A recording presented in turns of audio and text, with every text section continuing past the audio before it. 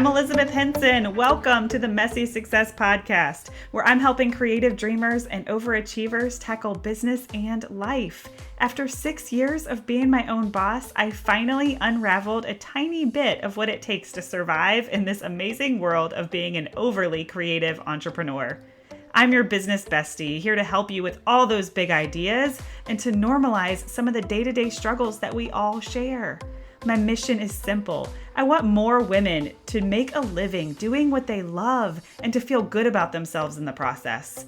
The best way to start? We can't do it alone. So welcome. I hope you'll hang out with me here where it's totally okay to be messy. Hey, you guys, here we are, episode 5. I'm so excited that you're here. So today we're going to do something a little bit different, a little messy. I'm just going to answer some amazing questions that you guys asked on Instagram. So Instagram rolled out this incredible feature where you can just say, ask me a question. And it puts this cute little box in your Insta stories. And all of your people can just type any question that they want to, and then you can reshare it on Instagram. It's so cool. So curious me just wanted to try out that feature last week, and I got some really great questions and some really great inspiration for the podcast. But some of these questions are not necessarily something that I want to dive so deep into to create an entire episode. So I thought I would compile a few of them into this episode, and we'll see how it goes. If you guys like the question episodes, we can continue to do this, but I just thought it would be a great way to get these questions out there because I do think that they're so important. So let's jump right in. One of the first questions that I got was, what do you look for in your team members when you're hiring? So this is a messy one for me, okay? Because I am still bumping along and learning so much about this. I look for so much guidance out of my mentor, Sharon Elizabeth, who you guys met in episode 2, because she has so much experience with having a team. So I really look up to her when I'm needing help. But let me tell you a little bit about what I have figured out with trial and error. So putting out random applications and posting things in generic communities gets me really a high volume of applicants, okay? And great people that are looking for work, okay? What I have started doing in the last year that has made a huge difference is I actually only really posted or put my hands into my own community, and I reached out and asked a couple of people like, hey, I'd really like for you to apply for this position. And I started paying attention, and I realized that sometimes it's better to hire someone that knows my brand and already believes in what I'm doing, even if they need to be trained a little bit more, okay? So the old me thought that my second shooters or my team members or my VA had to be an all-star and already really good, okay? Like, I don't want to hire someone that doesn't have the equipment that they need or that hasn't shot a wedding and has no idea. I really thought I wanted that experience. But turns out, when I hire someone with less experience that is just really all about Elizabeth Henson and learning from me and is really passionate about the work that I do, it's actually turning out to be a better fit, a better long-term fit as well. So while I'm having to do a little bit more work as far as training them, the heart that they have for what I do is such an easier fit for my brand. It's so easy for me to trust them with my brides and grooms and on a wedding day and know that they're going to smile and know that they are grateful to be there and that they're not just there to collect, a paycheck. And of course, we can find great employees either way. But for me, I just found having people that read my blogs, that know what types of couples that I attract, that really already know the work that I do, and they're on board for that as far as my core values. It's been such a smooth transition and has been really great for my business. And it's the same thing for my VA and my designers. And while they may not, read my blogs or be as in tune with what I'm doing, I did hire my designers because I knew them. So Ilya from C&V, I met through Raina's community. Surprise, surprise there, right? Every episode I'm talking about somebody that I met through Raina. And she's amazing. So I met her in person first, and we had a little bit of a friendship before I decided to hire her. And then together we kind of brought on her intern, Allie, who has been incredible. And my VA, this is a really cool story. So I actually was in the process of, trying to find a professional wedding blogger. I was like, I don't want to train anybody. I want someone that can look at wedding images and already knows what to do and already knows how to write the paragraph. And I had reached out to a few that I was really excited about the idea of working with. One of them was completely booked out. And then another one didn't really answer my email in an appropriate response time, appropriate for me and my brand. Okay. So I turn around my wedding blogs in 3 days. So if my virtual assistant doesn't have a 48-hour or less, my preference is 24-hour turnaround on emails. Okay, how can I expect her to turn around an entire blog post in 3 days? But there's no way I can go any faster on my end because I'm shooting the wedding on Saturday. Okay, I call on Sunday. Monday, I can send everything I need to my VA, but that blog post has got to go live on Wednesday morning. That is my standard. So if I'm trying to hire a virtual assistant, and they can't even answer emails in the window of time that I'm expecting them to turn around a project, I'm not hiring. It's not going to happen. And I have really learned that kind of the hard way by hiring people and not being clear from the jump that my standard is a 24 turnaround on emails, no exceptions. I could have saved myself a lot of ups and downs with the hiring process over the years. But now I know. And when I brought on my new virtual assistant, Leslie, she actually saw me post about this situation where someone wasn't answering my emails. And she was like, look, I've been blogging for 10 years. I would love to help you with this. And I said, you know what? She's a bride of mine. Okay. She already follows me on Instagram, obviously follows my brand. I shot her wedding a couple of years ago. And I just really started thinking about her and her personality and how great of a fit she would be. And I was like, you know what? Why do I need to pay some bigwig virtual assistant when I can hire somebody directly from my community who believes in what I do and already knows the way I speak to my audience better than anybody else, because that's her. And I did it. And she has been amazing. And of course, we're working on getting the wedding images curated. I've been teaching her how to do that, but she's been doing all the show notes for the podcast and helping me with my blogs for wedding days. And I could not be more grateful that she messaged me and that I said, man, you know what? She does turn her emails around. I already know that about her. And it's been so good. So don't overlook the people in your community, even if they may not have the experience that you're looking for. If you can focus on the work ethic and their ability to kind of blend into your core values and what you're already working on. That is my biggest piece of advice when hiring a team member, because that's what's really, really been a game changer for me, is to let go of perfection as far as their resume or their experience, and just knowing that I am qualified to train people, and it will be worth the extra work that it might take. All right. So that is my feedback on building a team. Anything farther than that, I'm going to direct you to Sharon, because she is so good at this. And I will continue to share the crazy things that I learned along the way. But that's been my biggest takeaway. So the next question was, what is my morning routine? Okay, I'm laughing because, I have 2 children. Gracie is 4.5 and Madison is 2.5. And a morning routine is a constant struggle for me. Constant. I think my biggest goal in the mornings is stress for prevention, trying not to get myself in a situation where I'm rushing or stressing. But I will say at the ideal morning, I wake up, my husband brings me my coffee in bed. I love that about him.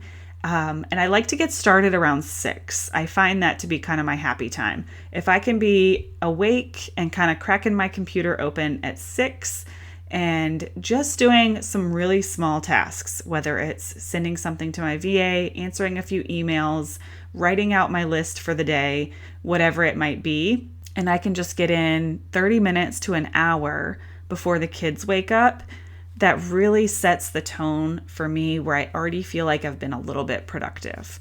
And then the rest of my morning when they get up is usually around 7, and I don't take them to school. We leave about 9. They go to school at 9:30. So we're usually out the door at 9 or a few minutes after. And then my day, as far as my actual work day, doesn't usually start until closer to 10, because that's just the season that we're in with the girls going to preschool. So not a lot of work happens between, those hours of about 7 or 7:30 to 10. But then as soon as I get here, I already know what I'm working on because I've set the tone for that. And I work completely until the minute I have to leave at 12:45. And that's a really short, uninterrupted work day. That's from 10 to 12:45 that I can count on every single day, Monday through Friday.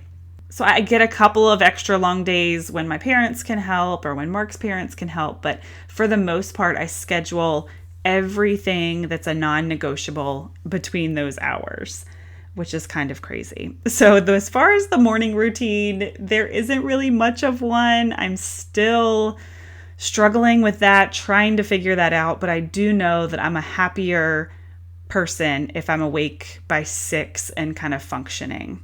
Don't ask me about working out because that does not happen for me in the mornings. I like to work out in the afternoons. Okay, and then you guys also wanted to know about my evening routine. So being a photographer, a lot of times when we have to shoot sessions, those happen in the evening.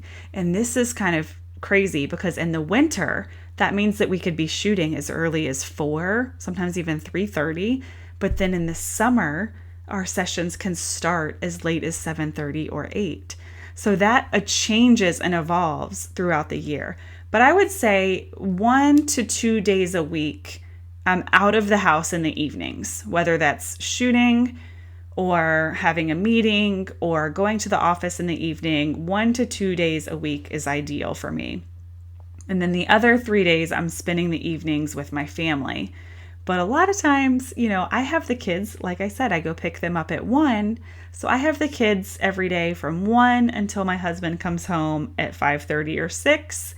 And by the time he comes in, that's a pretty solid chunk of time just, being a mom, squeezing in a few emails here and there. So when he gets home, sometimes I go upstairs to do laundry and just take a little bit of time to clear the air and be by myself. Sometimes I'll tie up loose ends with work. I do occasionally work in the evenings, but I like being home. I like being under the same roof as my kids and knowing what's going on. And even though Gracie runs in my office and interrupts me, I just really enjoy being at home on the evenings, if it's not one of those 1 or 2 evenings that I'm out.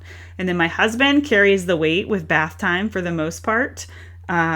He does most of the dinner and food situation. I'm really trying to step up my wife game there a little bit, but it's just not my forte. But I really do try once or twice a week to pitch in with that stuff as well. So I'm very spoiled with my husband. He does a lot of the evening parent routine so that I can either sit at my computer or just have some uninterrupted time, go for a walk. Usually if I work out, it's in the late afternoon or evening. So that's my morning and evening routine. There really isn't one. It's always changing, and it just requires giving myself so much grace. So I hope that you guys do the same, kids or no kids. It's not always going to be perfect, and we're not always going to be able to figure it out. I'm not mean in the mornings, but I'm not exactly a morning person. I just know that I feel better when I get up early. It can definitely be a game changer. Okay, and the last question, which was one of my favorites, was, how do you make time for brainstorming? Or when do you make time for brainstorming? I love this question because if you guys know me at all, like talking business and brainstorming big ideas is gold to me. I just love it. So what's funny about this question is, when do I make time for brainstorming? It's like my life is almost the opposite. I have to create intentional time that I'm not brainstorming or that I'm not thinking about work. But I will say my best brainstorming happens when I give myself the time to turn off the noise, whether it's, the distraction of my phone or the distraction of all the notifications and windows open in my computer, but taking a walk, talking it out with friends, being away from some of the noise. I really, really get more creative. But as far as when I do it, my brain is always turning with creative ideas. It's almost a problem. So I have to be more intentional about the time that I'm not brainstorming than the time that I am brainstorming. But I do want to talk to you guys that are trying to figure out when you can create time to brainstorm, because this hasn't always been the case for me. I haven't always been a big thinker 24/7. But I notice when you untap some of that creative energy and that creative thought process, it's like it lights the fire and it just keeps going. And the more that you fuel it, the more that it keeps going, which is why I say I'm so overly creative, because I'm constantly fueling the creativity by allowing myself to be creative. So if you feel like you're just not giving yourself the headspace or the time to be creative, start doing that, because it's going to get easier and easier and easier to allow yourself to actually turn some of these big ideas that you might have in the shower or on a walk into real things. And I hope that you will, because there's something so rewarding to having a creative idea and acting on it, right? Like that's so fun. And even if that idea isn't received the way that we want it to, or doesn't have the results that we want it to, it's like you get to scratch the itch when you at least get to try and put it out into the world, right? So that is kind of my answer to that. Give yourself time, give yourself white space. I will say that as far as my to-do lists go, I keep them very manageable. So like 2 to 3 really actionable tasks each day. And then if I finish early, it's a great time for white space. It's a great time to create. It's a great time to write things down, to write an email, whatever it is I have to do. So let me know which one resonates with you. Do you have to give yourself intentional time away from creative thinking, or are you struggling to give yourself permission to do that creative work? I used to really, really struggle with giving myself permission because I was so stuck in the client work. And then I finally gave myself permission. I said, you know what? I can take a day out of the week. I can take Thursdays. I just gave myself permission to not do photography work on Thursdays. And that's when I do all my creative work. My podcasting, stuff happens on Thursdays. And that has been huge for me, that giving myself permission part. So whatever it is in your life that you're wanting more of and you feel like you don't have time, start giving yourself permission and figuring out how you can work it in. Even if that means you look at your calendar for 6 weeks from now, start scheduling that time in for yourself because you deserve it. And it really makes a difference to take that time block, whether it's an hour or whether it's a whole day, to give yourself permission to do something that you really want to do. So I hope that was helpful. Those were the big questions. I enjoyed digging into some of those. So anytime you guys have a question or want to talk about a certain topic, I would love for you to send it in. Thank you for being here. Kind of a quick, easy episode today. I hope you'll come visit us in the show notes at elizabethhensonphotos.com/05. And if you're ever curious on the different ways that you can work with me, you can head over to elizabethhensonphotos.com/education. I would love to see you over there. You guys can sign up for the newsletter to be in the Messy Squad, and you can join in all the fun on the podcasting behind the scenes in our little Facebook group. So much fun stuff happening and going on. So make sure you visit the show notes or visit the website And it's time to shout out another community member today. Today, I wanted to shine the light on my dear friend, Erin Ammons from Erin Ammons Photography. She's also extremely multi-passionate, just like I am. We brainstorm all the time. She is my friend and lives right up the street, so sometimes we get to walk together. She has just started a new venture where she's doing some more writing and talking to moms about limitless motherhood. I would love to have you go check that out. We'll put her post in the show notes. But Erin has always given back to me. So I started mentoring her when she was just barely behind me in the photography journey. And she's just always given back. She's always said thank you. She's always been filled with gratitude. And we send business back and forth. I get to send her families if I can't take care of them. She sends me weddings if she can't take care of them. And it's just such a give relationship. And I'm so grateful for her. She always shows up for me on social media. And she's a great little tribe member. So Erin, thank you. And for those of you that are listening, if you want all the family photography stuff, all the limitless motherhood, I hope that you'll go and pay her a visit. All right, you guys, thanks again for being here. I will see you next Thursday and have a good one.